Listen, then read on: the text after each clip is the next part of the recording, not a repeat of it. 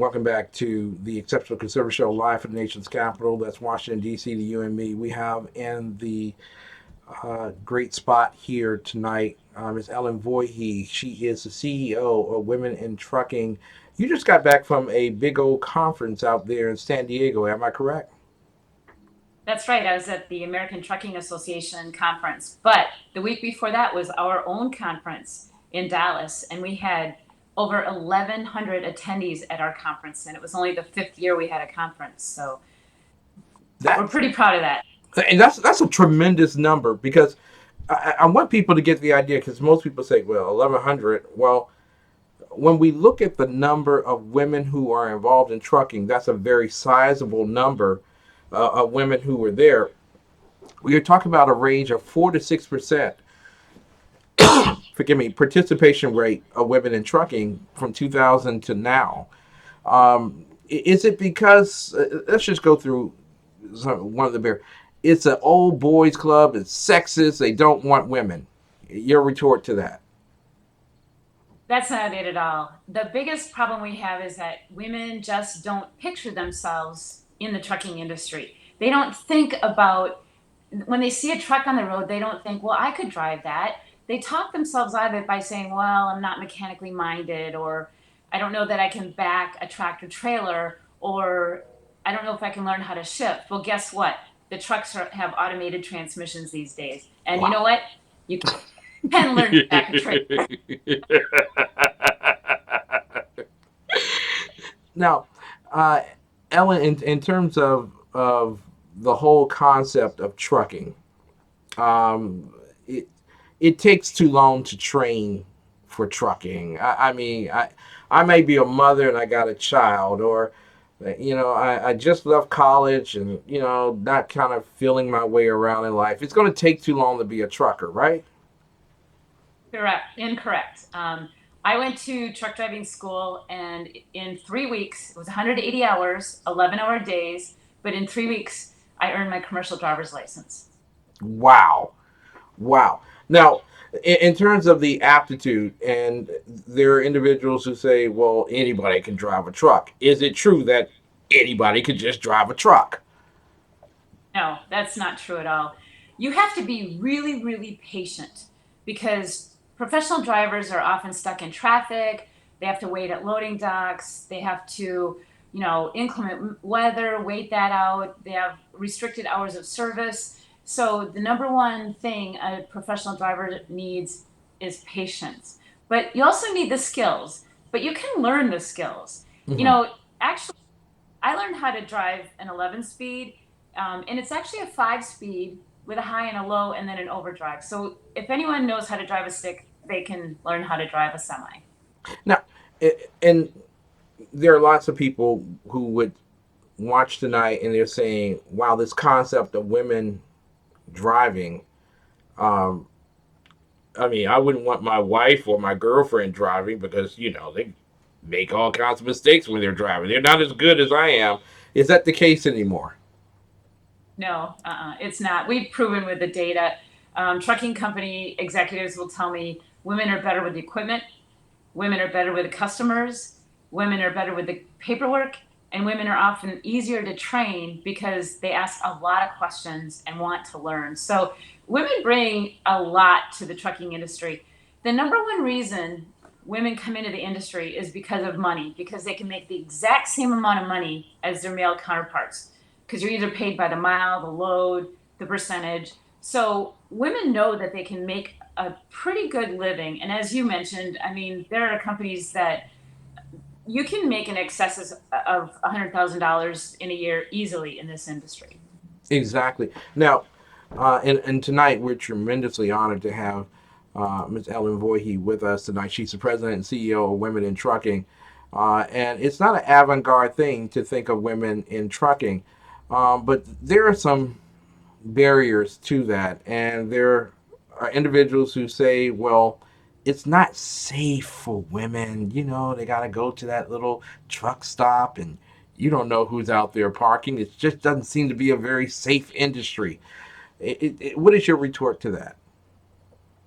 Well, we teach women how to be safe. We have a professional come in at our conferences and talk about self esteem and self defense and how to walk, how to carry yourself, how to, if somebody, she takes a hula hoop and says, if somebody enters that space that would normally be inside a hula hoop, then you need to turn to them and yell and say, get away. And if they still can come at you, then she teaches you how you can hurt someone really bad with a water bottle, a cell phone, but women, female drivers are typically more situationally aware, so they don't walk between trucks. They don't park in the back. They make sure they're in well lit areas or have a friend with them. And so women are pretty situationally aware and try to avoid situations where their safety might be compromised.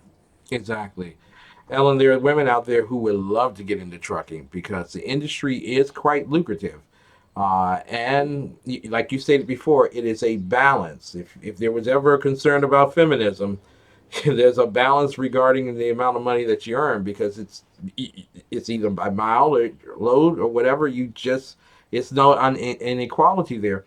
Um, but the whole idea of a woman driving from Washington, well, not really Washington, say Hagerstown, Maryland, all the way to California, IA. I mean, that's a long stretch, right? It's a little bit more grueling for women, isn't it? Well, first of all, that doesn't happen anymore. Carriers are everything's more regional. In fact, you'll see warehouses closer to their customers, and there's a lot more of intermodal. So it's just much more regional. And think about this, Ken. There are lots of jobs out there where a woman can put her kids on the bus in the morning, go haul trash, or maybe pick up shipping containers at a shipping dock, or maybe intermodal trailers at a rail yard, and then be home for their kids' ball game. And we have lots of women who, when I say to women, have you ever thought about hauling trash? They just look at me like, no. But think about it. Those drivers, where I live anyway, they sit in the cab of their truck, listening to their music on their headset, That's and right. the equipment goes like this. They pick it up, goes in the back of the trailer. So again, that barrier is the image. People just don't think about that job. Now, 3 to 4 weeks, 11 hours of training, you get your Okay. CDL. Do they just give it to you as you graduate? No, no. And it's 180 hours of training, so Hun- that's the minimum. mhm. But no, so once you complete school, then you go to a third party tester, and then you have to do first a verbal. You have to identify like whether bolts are cracked, bent, or you have to look at the tires, the hoses, the lights, make sure that everything is in order. Do a pre-trip inspection, and you have a half hour to prove that, and then you do the skills part. So I had to back into between cones, and so Mhm. you have to back in to prove that. And then they have what you call alley dock backing and then straight line backing. Alley dock would be backing as if you were crossing an alley. And then you do an over the road portion of the test as well. So it's pretty complex, and you have to prove that you have the skills before you actually earn your commercial driver's license. Now, women, men, it doesn't matter in the classroom. You have to achieve in the classroom. But there is a difference in terms of who teaches. Is there a competency, a quality difference between certain truck training organizations? Are some better than the others? How does that work out? Very much so. There's three types of truck driving schools. The first is what you would call publicly funded, which would be a technical college. The Mhm. second would be a preparatory school, which would be a privately owned school. And then the third type of school is when you go to a motor carrier that has a school, and they will train you for free. But then you're signing a document saying that you will stay there for 12 to 18 months. So, because you have to, you know, pay back the training in time. So, but there are some schools out there, some proprietary schools privately held, that are not. worthy of, they don't train properly. So you really have to do a lot of homework on finding out the best school and making sure that they have that 180 hours minimum, so that you're getting a proper training. Ask lots Exactly. of questions. Exactly. For women who are in the trucking industry, Ms. Voorhees, do they come to you and do they tell you that they have problems that just are not being resolved in the trucking industry? And are those problems any different from what males are experiencing? Great question. No, the women face the same challenges as men. It's just that they prioritize things differently. So safety is a huge concern, and safety is very important for women. The culture of the company, in other words, where are they sending you? Is the loading dock in a bad part of town? Are they Yes. are they expecting you to drive in inclement weather? And thirdly, how well do they maintain the equipment? So the safety culture of a motor carrier is very important to women. Not that it's not important to men, but it just takes a higher priority for women, in what they're looking for in a company. Now, when you're working with the women at the conference, they're learning all those particular things. They're getting regenerated in terms of knowledge base, in terms of their working. But are there any special things that you teach that are a little different, or exercises a little different from going to a regular ATA conference? Very much so.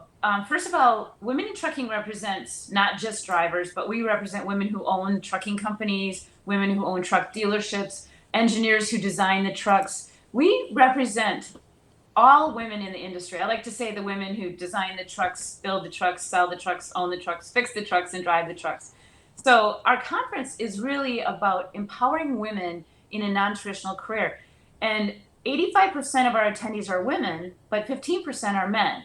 Now, the topics include everything from communication styles to maybe marketing yourself to, again, the self-defense course that we always Yeah. have. We think that's important. But a lot of the topics, like maybe negotiation skills, things like that. So a lot of the topics are good for everybody. It's just things that maybe we want women to work on more. Now, to move to a more broad subject matter, trucking and transportation, because a lot of people don't realize that trucking accounts for 80% of the nation's commerce. I mean, nothing moves really in America without a truck. I mean, you got airplanes and trains, but the majority of stuff goes by truck. But this whole idea of regulatory reform, how important is that to women in trucking? Well, the regulations affect women, as well. So, I Yeah, mean, the regulations aren't specifically gender prohibitive. yeah, Um, but some of the things that we are working on at Women in Trucking is, we're in the middle of a 3-year study on crimes against female drivers, female and minority drivers, to see if they're more subject to, uh, maybe being robbed or harassed or things like that. So if we find out that that's the case, we're going to have to deal with that. We also are working on, creating, an advisory committee at the Federal Motor Carrier Safety Administration level to really look at how to bring more women in the industry. yes. And I have to tell you that the numbers that you're citing are from the Department of Labor, and we actually did our own Women in Trucking Index with FreightWaves, which is a huge big data company, and we've actually found that women make up about 10% of Wow. drivers in tractor trailer. The data that you're using is Department of Labor, which means they're including package delivery and what they call salespeople, which means that, if you're delivering maybe chips to a grocery store, you're included in that number. We exclude those because we're talking tractor trailers. So Mhm. women do make a bigger percentage, and that's gone up a lot in the 12 years since Women in Trucking was formed. I think that's absolutely awesome. You are a very powerful woman in the particular, as is 80%. It's massive for the whole nation. But here's the question for you in terms of what are the next steps for getting women into trucking? Um, does it matter about age? for women? Does it matter about the requirements in terms of keeping record of transportation and how long you're driving, and does electronic um, tools make a difference? How does all that work? Well, as long as you can pass the physical, you can drive a truck. But you, like, I have to get a DOT physical every 2 years to make sure that I'm still eligible to maintain my commercial driver's license. And the logging, it's all electronic now, so that takes away a lot of the paperwork aspect of it. And drivers who used to fudge their hours of service, it just can't be done anymore because But I'd like to just mention a couple things that we've done that you might be interested in. Yes. We we we learned that the Boy Scouts had a transportation patch and Girl Scouts didn't. So we created Really? a Girl Scout transportation patch with the Greater Chicago and Northern Indiana Girl Scout region. And so we have the patch, we have an activity book, and it's called Scouting for Cookies. And it talks about how the grain from the field goes to the bakery in a truck, from the bakery to packaging in a truck. And it talks about the importance of the industry. And it's so that I want children to look at a truck and say, Mommy, Daddy, that could be my cookies in there, or Yeah. maybe the milk that I drink. And then about a year ago, we came out with a truck driver doll. So Claire, a truck driver doll, and I'd like to come out with more dolls, maybe a safety technician and a maintenance and things like that. So that's my ultimate goal. But you asked what we can do to get more drivers in, and this Yeah. coming year we are starting a new program called the Driver Ambassador.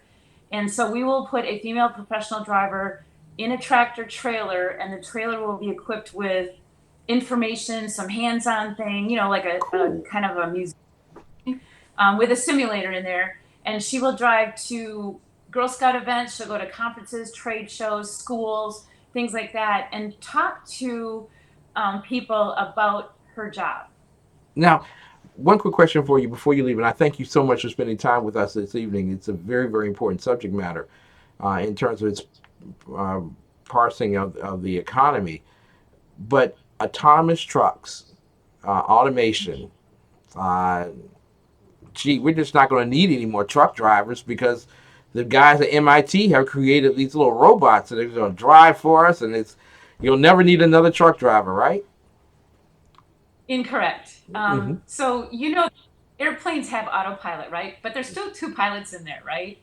So I don't think in your lifetime, in my lifetime, you're going to see a truck going down the road without a driver. There are some testing that's being done, and we love the idea of all the technology in the trucks because it makes them safer. The Yes. more technology you have in the truck, the more it removes driver error. So when you have lane departure warnings and anti-rollover devices and anti-collision devices, and there's so much technology in the cab of the truck that keeps the driver safer, the truck safer, and the traveling people around the truck safer. So all that technology for us is a good thing. Ellen, for women and men in trucking, how should they get in contact with you? They can go to our website, womenintrucking.org. And I have to mention that we also have a scholarship foundation. So that would be womenintruckingfoundation.org if they want to apply for a scholarship. We're pretty easy. Listen, Ellen, thank you for the hard work that you've done for our country and expanding the opportunities for all Americans. Keep up the great work. We'll have you back soon. Sounds good. And you keep up the great work yourself. Thank you so much. Ladies and gentlemen, Ellen Voie, what a tremendous honor and pleasure to have her in tonight.